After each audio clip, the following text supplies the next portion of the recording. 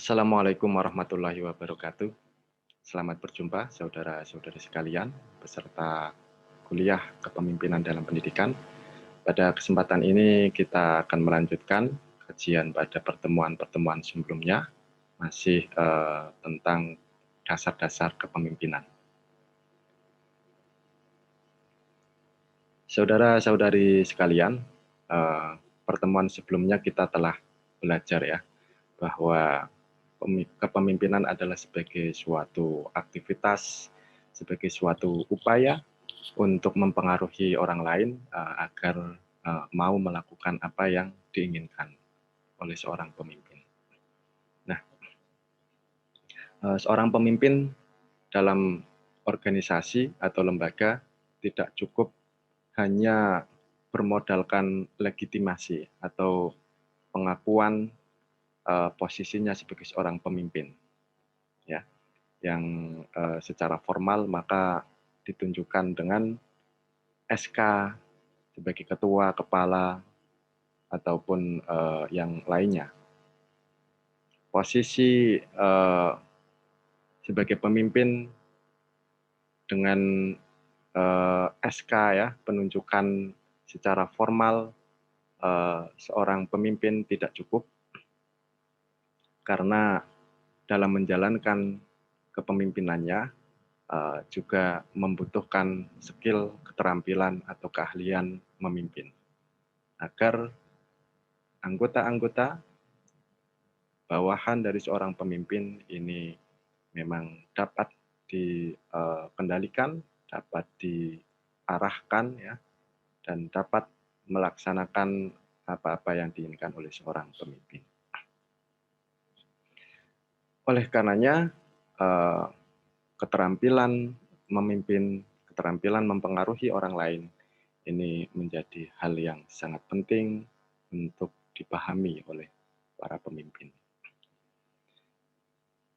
Baik, bagaimana seorang pemimpin ini bisa mengarahkan anggota-anggotanya ya, agar dapat mengikuti apa yang diarahkan, diinginkan. Ada beberapa komponen yang perlu kita pelajari bersama. Yang pertama adalah drive atau dorongan. Dorongan akan menghasilkan inisiatif dan menimbulkan energi yang tinggi ya, dan hasrat untuk berprestasi. Secara sederhana, seorang pemimpin adalah seorang yang memiliki ambisi. Seorang pemimpin adalah seseorang yang memiliki hasrat, memiliki ambisi, memiliki target, tujuan, dan capaian. Semangat, ya. Seorang pemimpin adalah seorang yang harus memiliki semangat untuk mencapai suatu target, suatu tujuan tertentu. Jadi pemimpin itu memang harus seorang yang ambisius, memiliki ambisi. Yang kedua, motivation atau motivasi. Seorang pemimpin adalah seorang yang memiliki kekuatan dan hasrat untuk memimpin dan mendorong pelibatan anggota dalam mewujudkan visi. Pemimpin adalah seorang yang dituntut menjadi seorang yang bersemangat, selalu memiliki motivasi. Tidak hanya sekedar itu, namun juga harus bisa memberikan motivasi kepada anggota-anggota kelompoknya. Oleh karenanya, pemimpin adalah seorang pribadi yang menunjukkan penampilan, performan pribadi yang penuh dengan semangat. Kemudian juga memberikan semangat tersebut kepada anggota-anggota kelompoknya. Seorang pemimpin harus bisa memisahkan masalah-masalah pribadinya dengan posisinya ketika menjadi pemimpin pada lingkungan kelompoknya. Seorang pemimpin harus menunjukkan seorang yang selalu optimis dan menyalurkan energi optimis tersebut kepada anggota-anggotanya. Ya. Jadi pemimpin tidak boleh menunjukkan seorang yang pesimis, ya, yang selalu mengeluh. Ya.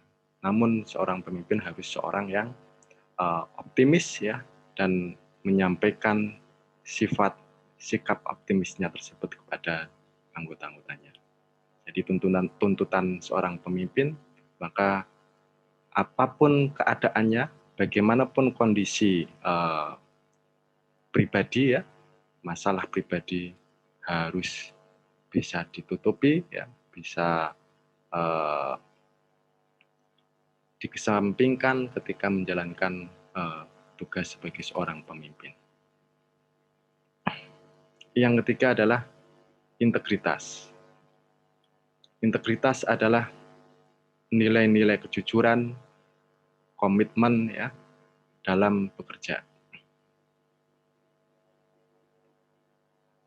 Nilai kejujuran, integritas, dan komitmen ini adalah menjadi nilai yang sangat penting ketika seorang pemimpin bekerja sama.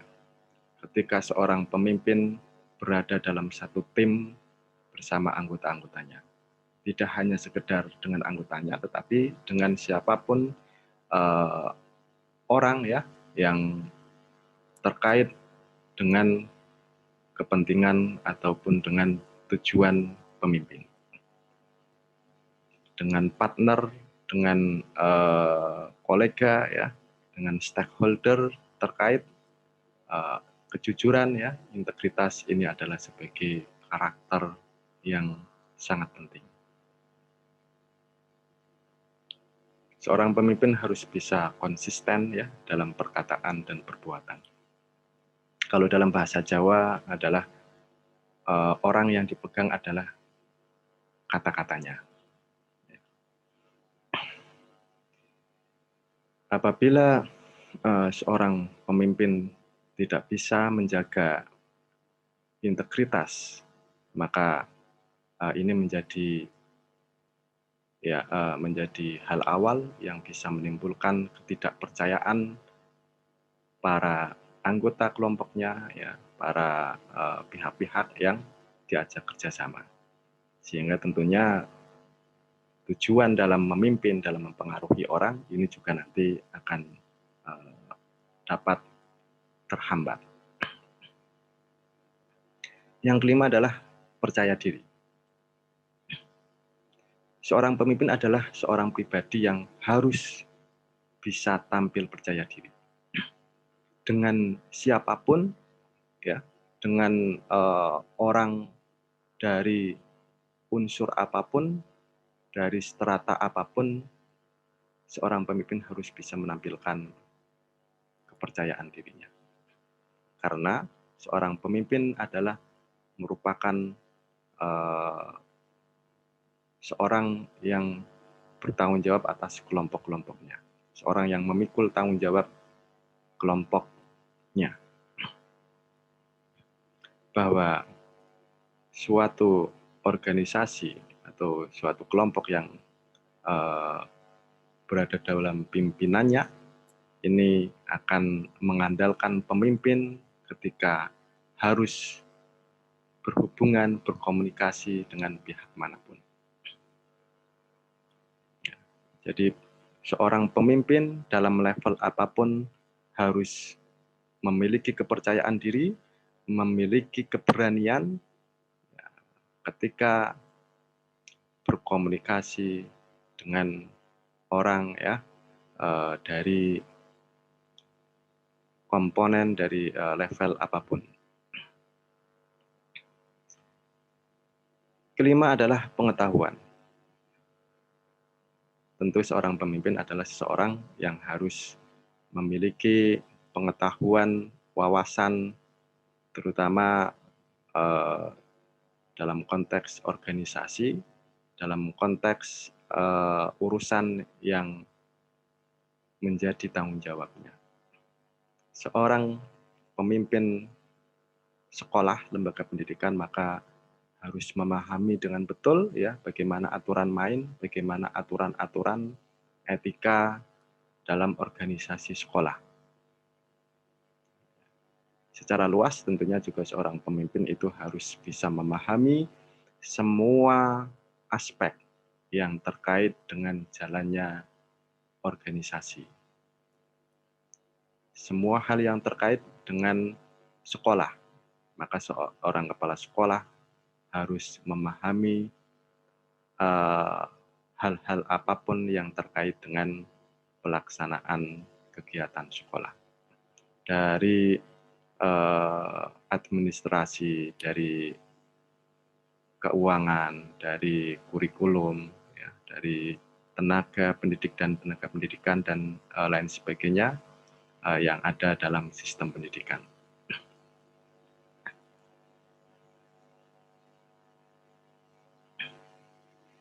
Baik, saudara-saudari sekalian, selanjutnya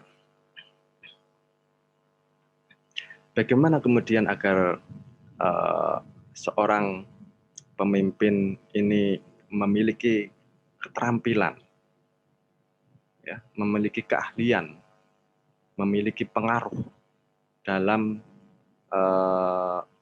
mengkoordinir, mengarahkan, dan memerintah atau memberikan instruksi kepada anggota-anggotanya, maka seorang pemimpin itu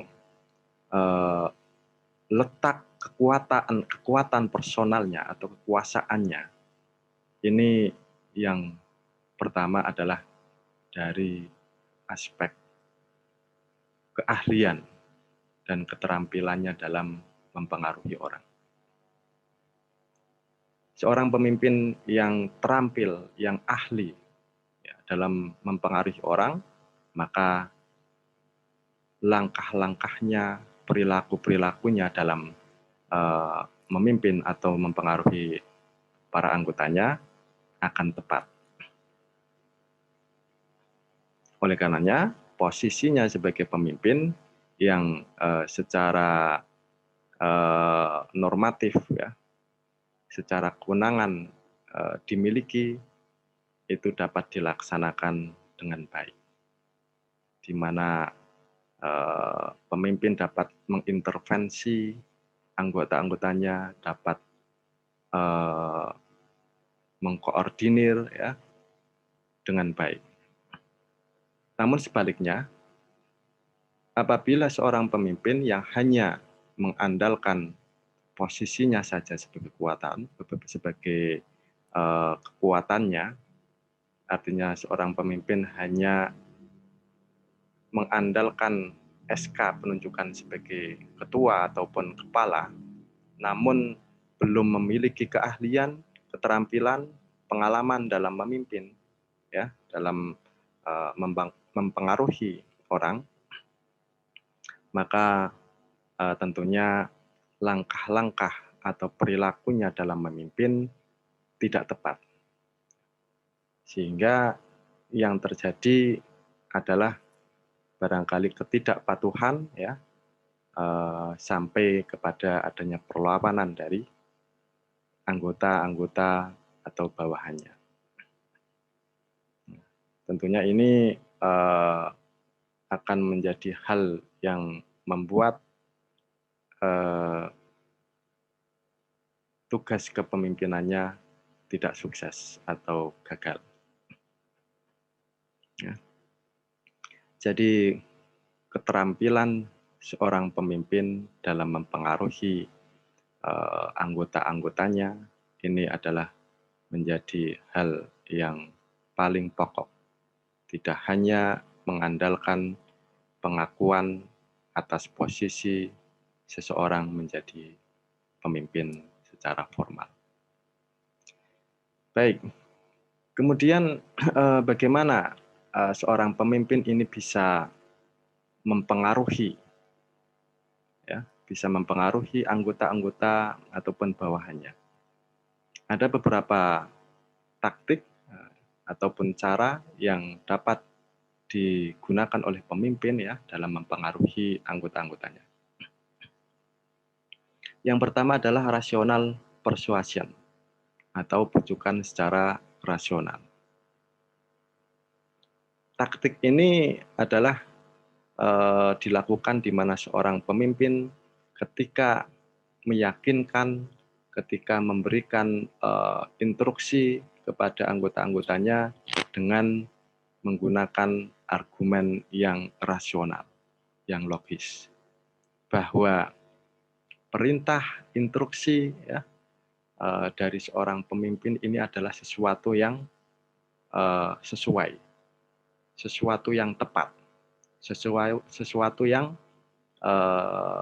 sesuai dengan tujuan dari organisasi dan sebagainya. Dan juga ketika seorang pemimpin memutuskan suatu kebijakan atau menentukan suatu keputusan di antara beberapa pilihan dari para anggotanya misalkan, maka seorang pemimpin juga harus bisa menyampaikan bahwa pilihan dari keputusan ini adalah sesuatu yang rasional, yang logis, yang paling tepat. Ya. Jadi seorang pemimpin harus bisa menyampaikan apa yang menjadi keputusan, yang menjadi kebijakan, ya, yang menjadi peraturan, yang menjadi perintahnya ini sebagai sesuatu yang tepat dengan menyampaikan hal-hal yang logis dan rasional, sehingga kemudian ini bisa diterima oleh anggota-anggotanya dengan baik atau dengan tanpa adanya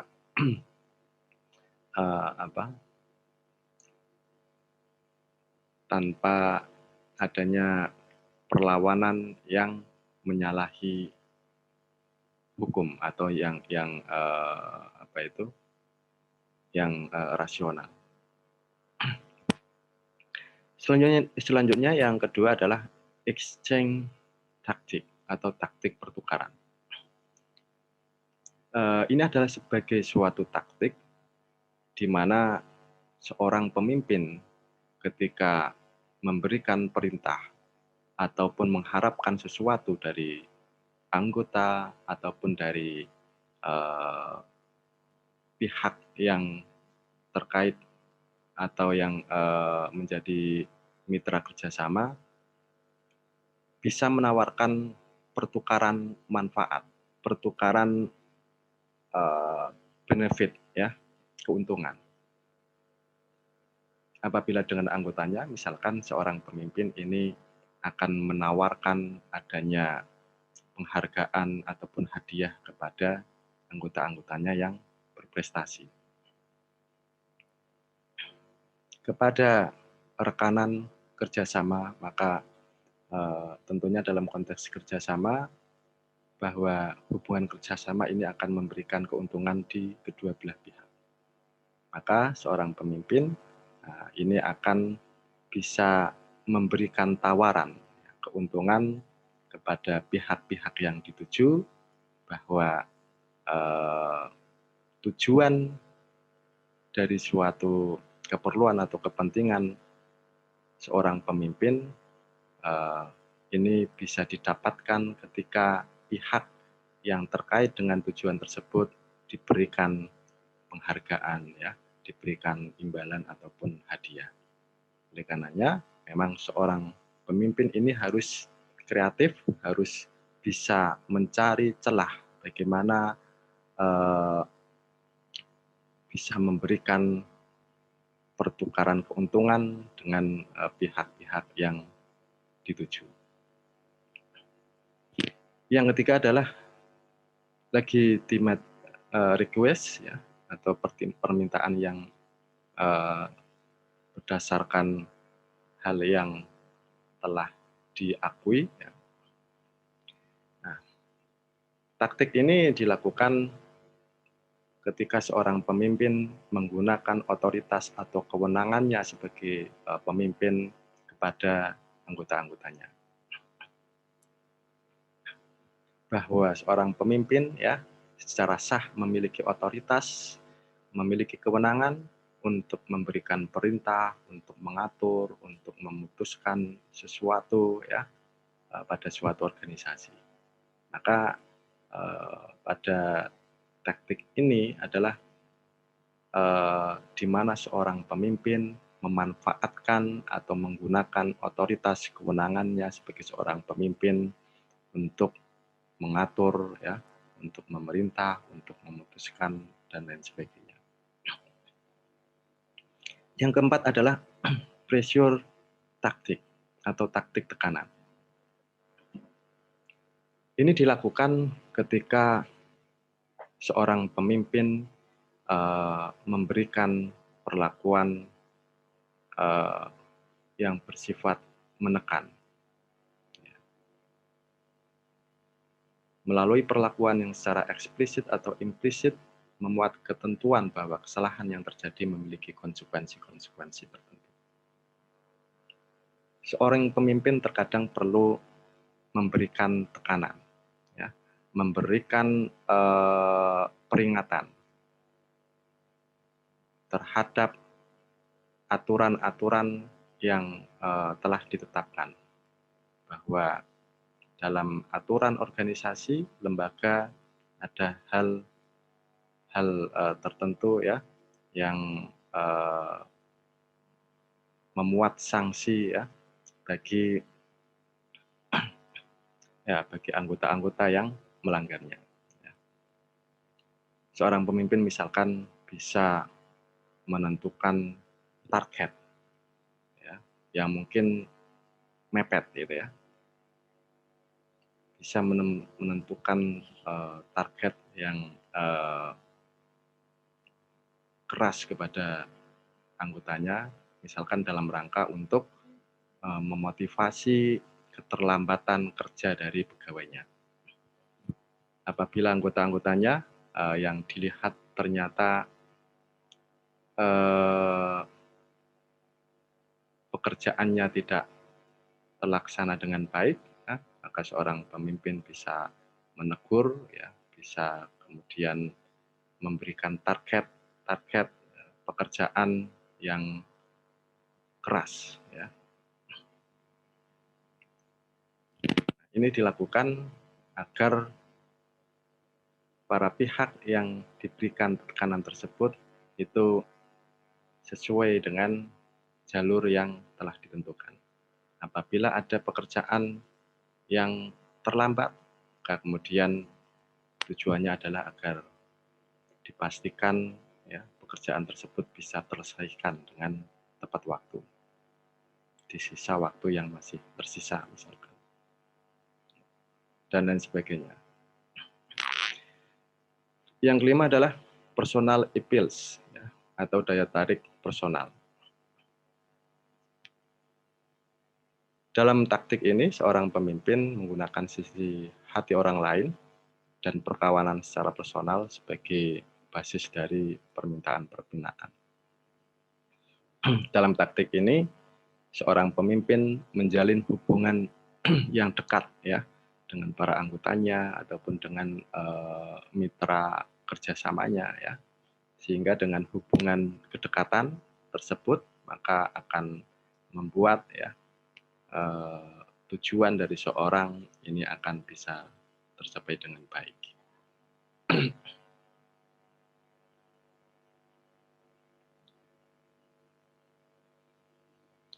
Baik, saudara-saudari sekalian ya. Selanjutnya kita bisa melihat bersama-sama ya, sebuah gambar tentang model efektivitas perilaku manajerial. Ya.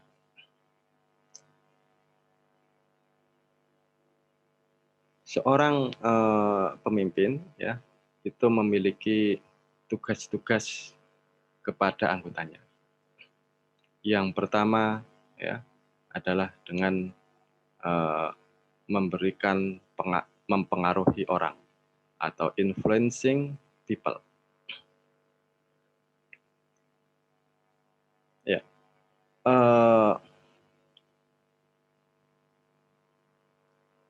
seorang pemimpin untuk bisa mempengaruhi orang lain, maka dia itu harus bisa memahami ya dan menghargai orang lain. Recognizing dan and rewarding. Seorang pemimpin harus bisa memahami orang lain dan menghargai orang lain.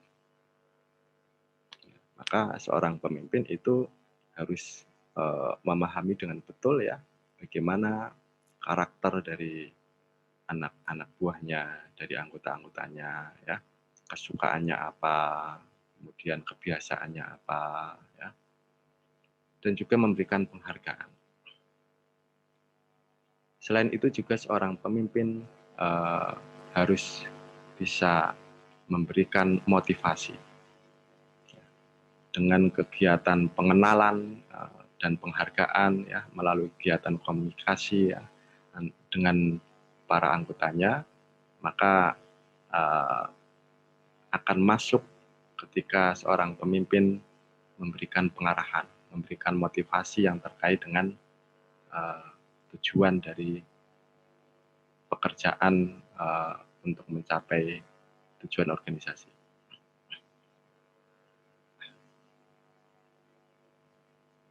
Selanjutnya, yang kedua adalah making